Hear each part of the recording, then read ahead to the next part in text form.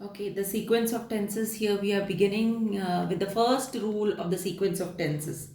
So, rule 1 of the sequence of tenses say that if the verb in the principal clause, if the verb in the principal clause is in the present or future, you can see over here, or future. Now these are all principal clauses, right?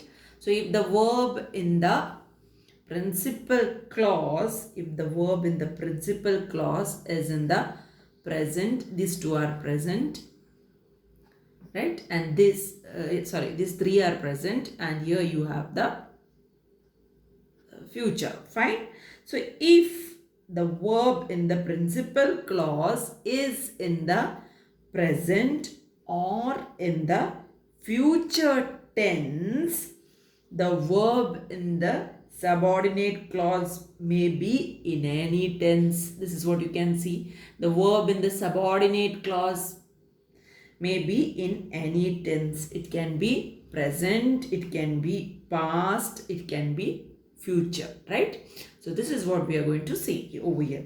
So rule 1 says if the verb in the principal clause is in the present or the future tense. So here in the principal clause we are having these three are present, right?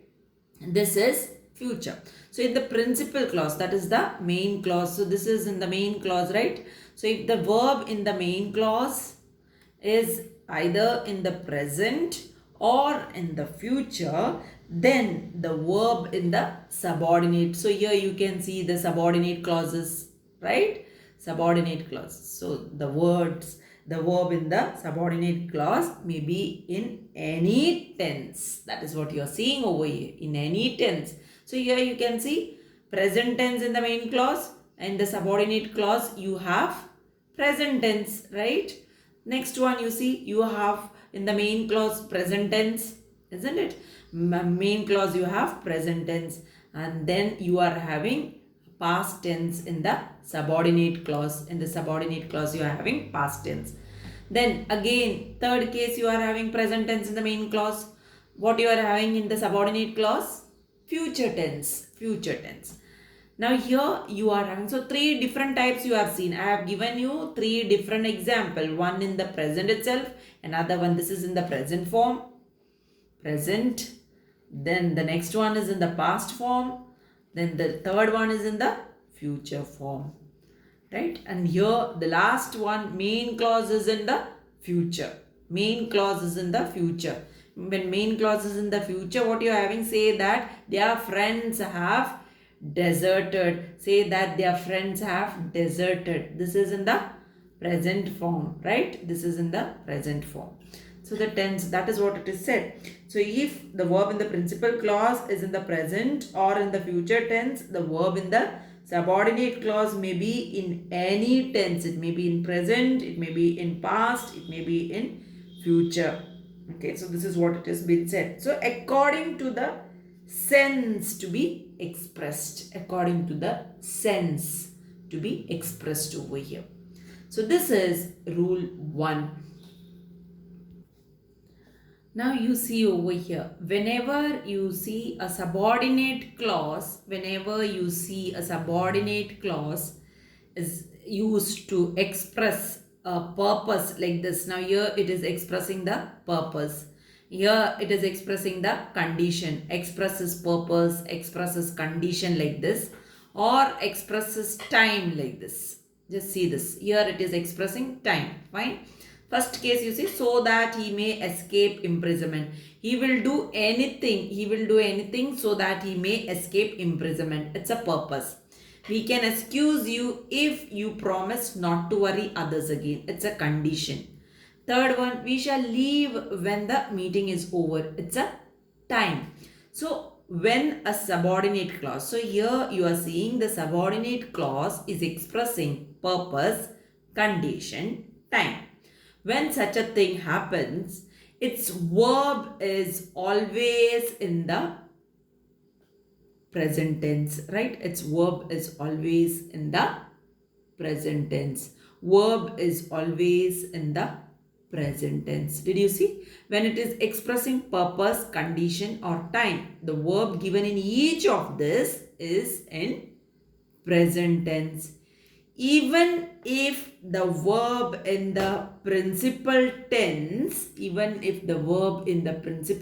principal clause is in the present or the future, right? Even if the verb here in the principal clause is in the present or the future. So this will be always in present. I hope it is clear to you.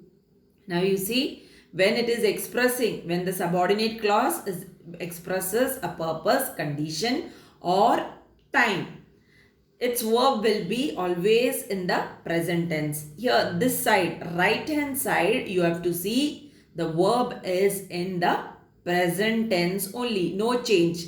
Like how a little while we had seen, there was change in the verb on the right hand side, that is in the subordinate clauses. But here, there is no change in the subordinate clause. Okay, even though the principal clause is present or the future. You can see the principal clause in the present form as well as in the future over here.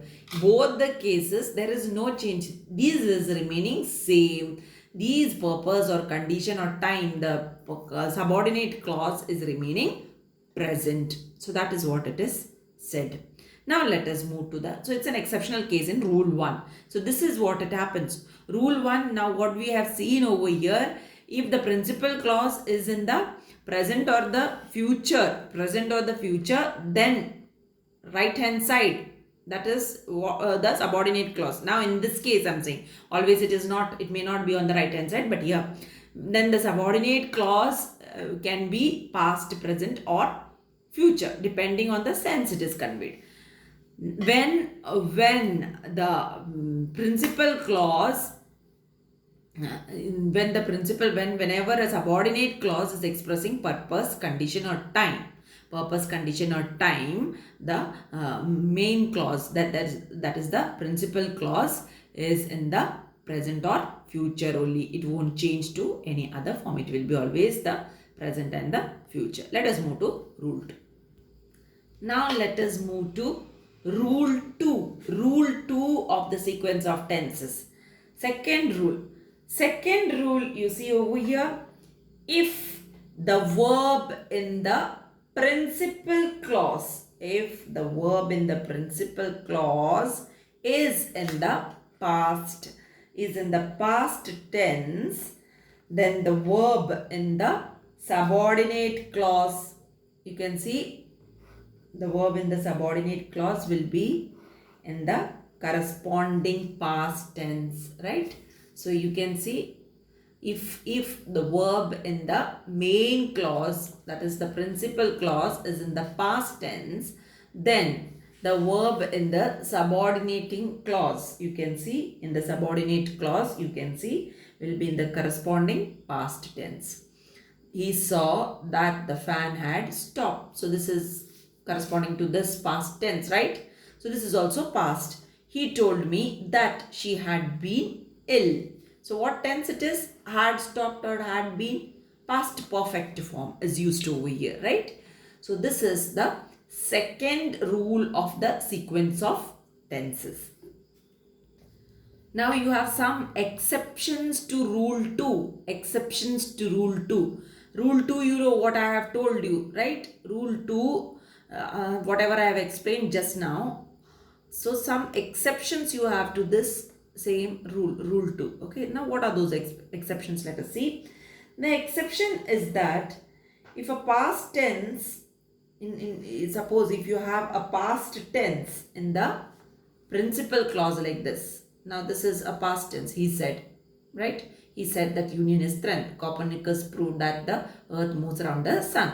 So if you have a past tense in the main clause, in the principal clause, it may be followed by a present tense like this. It will be followed like this. It may be followed by a present tense in the subordinate clause. Past tense in the main clause will be followed by a present tense in the subordinate clause. When this happens, when you express some universal truth like this. These are the universal truth. So the things in the subordinate clause will be in the present tense. Main clause you are having past tense. The tense is past in the main clause. So it will be followed by a present tense in the subordinate clause. So this is exception to the rule 2. Only in the case of universal truth. Did you understand? It is only in the case of universal truth. It is happening because it is universal truth, right? Because it is the universal truth. That is why this is remaining in the present tense. This particular rule we already learned in direct indirect speech also. Wherein wherever you are having universal truth, the tense never changes. It remains as it is. It will always remain in the same tense it is, isn't it? That is in the present tense. Universal truth always remains in present tense. So no change. You can't change the universal. So same is applicable over here also. Even if the principal clause is in the past, when you are having the universal truth in the subordinate clause, it will remain as present tense. This is the exception to rule 2. Let us move to the next.